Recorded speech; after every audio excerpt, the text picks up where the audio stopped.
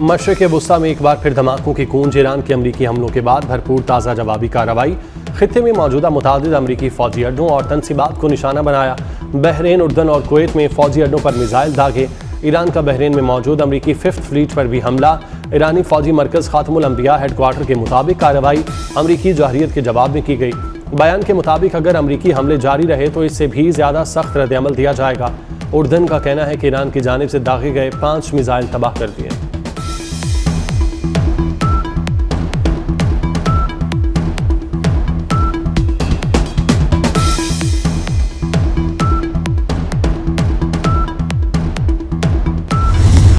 Apache helicopter गिराने का इल्ज़ाम लगाकर अमरीकी फ़ौज ने ईरान पर बारूद उगल दिया। जजीरा कशम, जस, कोह मुबारक और सीरक में ईरानी फ़ौजी तनसीबात और पानी के ज़खायर को निशाना बनाया।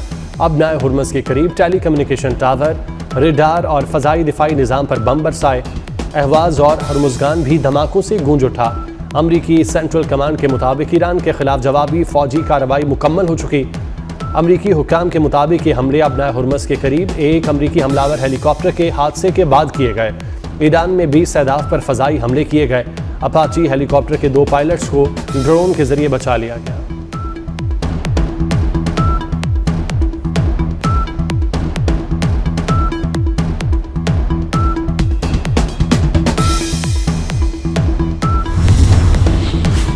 ईरान ने हमारा हेलीकॉप्टर मार गिराया, हमने जवाब दे दिया। अमरीकी सदर का बयान। कहा, अमरीका अपने फौजी असासे पर हमले को नज़रअंदाज नहीं कर सकता।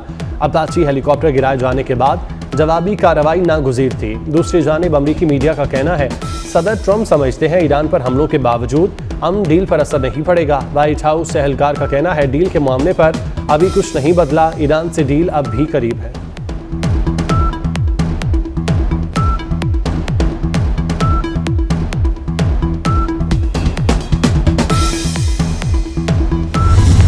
अमरीकी नायब सदर जेरी वेंस भी ईरान डील से मुतालिक सदर डोनाल्ड ट्रंप का बयान मानने पर तैयार नहीं। कहा, ईरान से डील अगले हफ्ते मुमकिन है और साथ ही ये भी कहा ऐसा भी हो सकता है कि ईरान के साथ डील में कई माह लग जाए।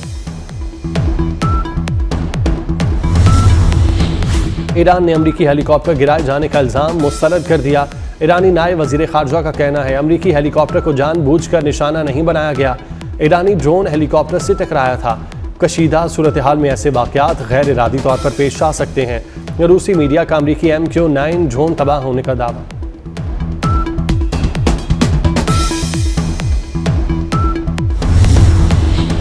अगर खुद महफूज रहना चाहते हो तो हमारा खित्ता छोड़ दो।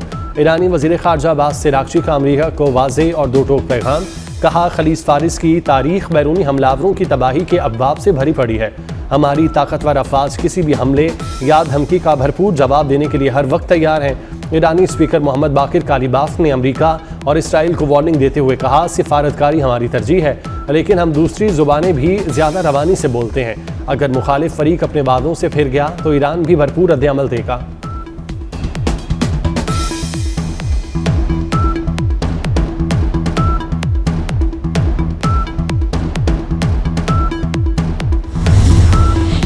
अक़वाम मुत्तहिदा का मशरिक़ वुस्ता कशीदगी में तशवीश का इजहार।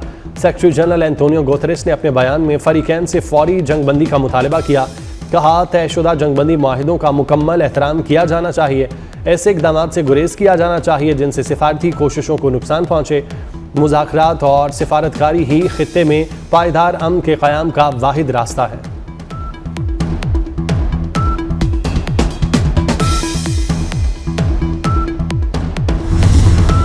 फील्ड मार्शल सैयद आसिम मुनीर से कमांडर बहरीन नेशनल गार्ड की मुलाकात। पाकिस्तान और बहरीन के दरमियान दिफाई और सिक्योरिटी ताउन बढ़ाने पर इत्तेफाक। मुलाकात में बाहमी दिलचस्पी, इलाकाई सलामती और दिफाई ताउन पर तबादला ख्याल किया गया। बहरीन नेशनल गार्ड के कमांडर ने नेवल चीफ और एयर चीफ से भी मुलाकातें की। इससे कबल फील्ड मार्शल आसिम मुनीर से लिबनानी आर्मी चीफ की मुलाकात हुई, जिसमें दिफाई ताउन, इलाकाई सिक्योरिटी और बाहमी उमूर पर तबादला ख्याल किया गया।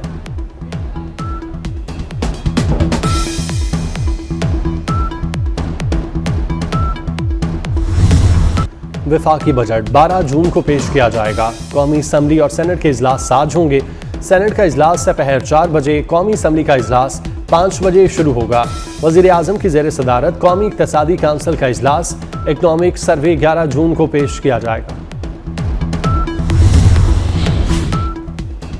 सिंध में सरकारी मुलाजमीन के लिए बड़ी खुशखबरी। सूबाई बजट में मुलाजमीन की तनख्वाहों और पेंशन में 15 से 20% इजाफे की तजवीज़। 1 से 16 ग्रेड के मुलाजमीन की तनख्वाह और पेंशन में 20% इजाफा तजवीज़ किया गया। 1 से 21 ग्रेड तक के मुलाजमीन का स्केल रिवाइज करने की तजवीज़। हतमी मंजूरी सिंध काबीना के फैसले से मशरूत।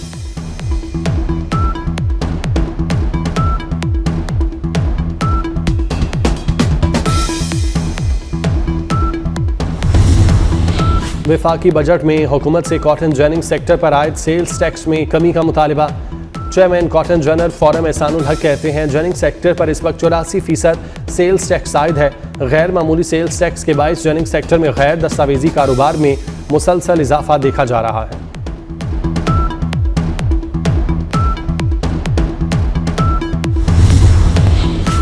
वज़ीर आज़म शहबाज शरीफ से अरकान कौमी असम्बली नसीर अहमद और साद वसीम की मुलाकातें। अरकान ने अपने हलकों में जारी तरक्याती और फलाही मनसूबों पर पेशरफ्त से आगाह किया। दोनों रहनुमाओं ने नए मनसूबों से मुतालिक तजावीज़ भी पेश की। मुतालिका हलकों की सियासी सूरत हाल और अवामी मसाइल पर तबादला ख्याल।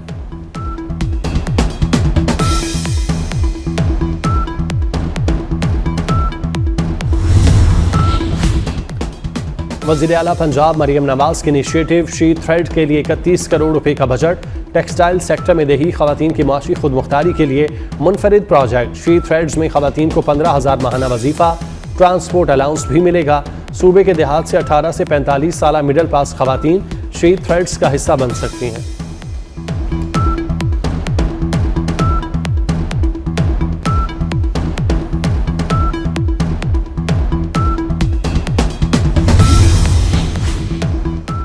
लाहौर समेत पंजाब के रिहायशी इलाकों और घरों में कायम गैर कानूनी सनती यूनिट्स हटाने का फैसला। सीनियर वजीर मरियम औरंगजेब की ज़ेर सदारत इंसदाद स्मोक से मुतालिक इजलास में अहम फैसला। रिहायशी इलाकों में कायम गैर कानूनी सनती यूनिट्स के खिलाफ फौरी क्रैकडाउन के अहकाम जारी। वज़ीर आला पंजाब की हिदायत के पेश नज़र गैर कानूनी फीड मेल्टिंग यूनिट के खिलाफ सख्त कार्रवाई का फैसला।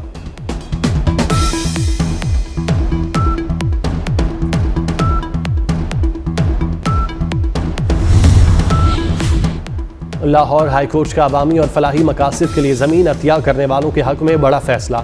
अदालत ने वक्फ अराजी के इस्तेमाल में तब्दीली से मुतालिक कानूनी उसूल वाज़े कर दिए। वक्फ अराजी के मामले पर हिब्बा के कवानीन के इतलाक़ की वजाहत कर दी। कहा गया अगर हुकूमत मखसूस प्रोजेक्ट मुकम्मल ना करे तो अराजी असल मालिक को वापस करना होगी। अदालत ने रेवेन्यू रिकॉर्ड में तब्दीली करके इंतकाल अराजी मनसूख करने का हुक्म दे दिया।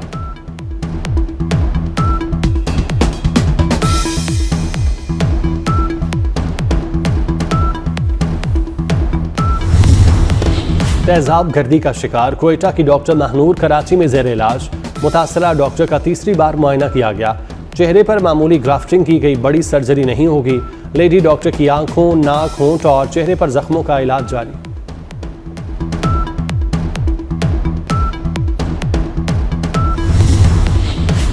ड्रग डीलर अनमोल पिंगी के मजीद 7 करीबी साथियों के नाम सामने आ गए। पुलिस ने कोकेन क्वीन के 7 सहूलतकारों को मफरूर करार दे दिया। कराची पुलिस ने नई रिपोर्ट जुडिशल मजिस्ट्रेट की अदालत में जमा करा दी। मफरूर मुल्जिमान की गिरफ्तारी के लिए ऑपरेशन जारी।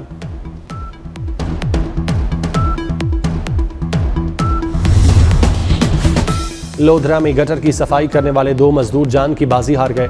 दोनों मजदूर जहरीली गैस के बायस जान की बाजी हारे। डिप्टी कमिश्नर के मुताबिक दोनों अफराद हिफाजती इकदाम के बगैर गटर लाइन में उतरे थे। वासा के MD, साइट इंचार्ज और सुपरवाइजर के खिलाफ मुकदमा दर्ज।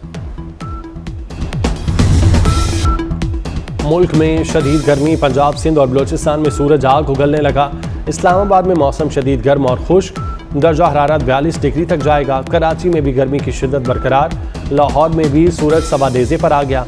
महकमा मौसमियात ने लाहौर में कल बादल बरसने की नवीद सुना दी। कश्मीर और बालाई खैबर पख्तूनख्वा में आज गरज चमक के साथ बारिश होने का इम्कान।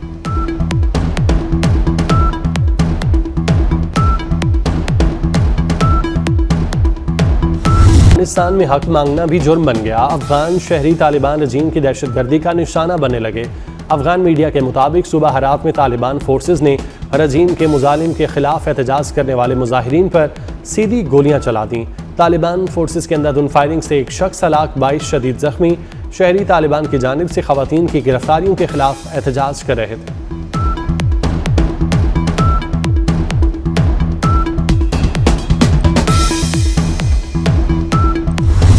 भारत में काकरोच जनता पार्टी मोदी के इक़्तिदार के लिए खतरा, आलमी मीडिया पर भी तहरीक की शिद्दत से गूंज। सोशल मीडिया से शुरू होने वाली नौजवानों की तहरीक दिल्ली में अमली एहतजाज के जरिए मोदी हुकूमत को सख्त दबाव में ले आई। बरतानी जरीदा द गार्डियन ने जन जी तहरीक की ताकत का एतराफ़ करते हुए लिखा, काकरोच जनता पार्टी वो तहरीक है जो भारत की सियासत को हिला देने की सलाहियत रखती है।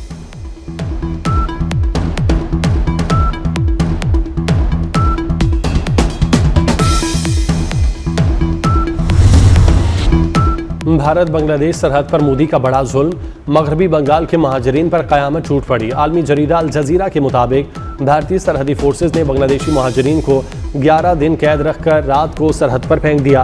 भारतीय फोर्सेज ने सरहदी कागजात वाले बांग्लादेशियों को भी बेरहमी से सरहद पार फेंक दिया।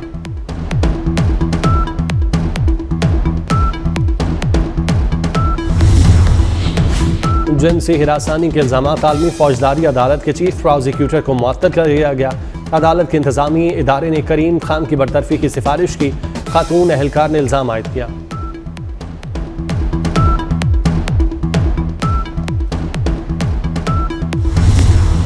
एशियन गेम्स 2026 के लिए पाकिस्तान के 15 रुकनी स्क्वाड का ऐलान। साहबजादा फरहान कप्तान, अब्दुस्समद नायब कप्तान की जिम्मेदारी संभालेंगे। एशियन गेम्स में T20 के मुकाबले 24 सितंबर से जापान में होंगे। तमगों के मुकाबले 3 अक्टूबर को खेले जाएंगे। स्क्वाड में शामिल 14 खिलाड़ी 15 जून से व्हाइट बॉल कैंप का हिस्सा होंगे।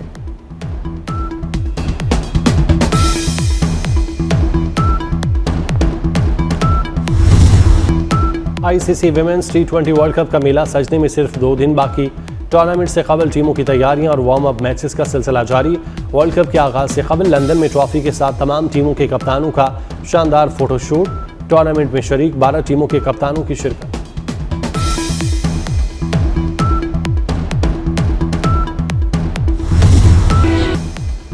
फीफा वर्ल्ड कप खेलने वालों में पाकिस्तानी नयाद फुटबॉलर भी शामिल। ज़िदान इकबाल इराकी टीम में नुमाइंदगी करेंगे। ज़िदान के वालिद का ताल्लुक पाकिस्तान और वालिदा इराक से हैं। ज़िदान 2022 से इराक की टीम की नुमाइंदगी कर रहे हैं। और फुटबॉल की दुनिया का सबसे बड़ा अखाड़ा सजने को तैयार। शायकीन को करना होगा बस एक रोज़ का इंतज़ार। एक ट्रॉफी के लिए 48 टीमों के दरमियान घुमसान की जंग होगी।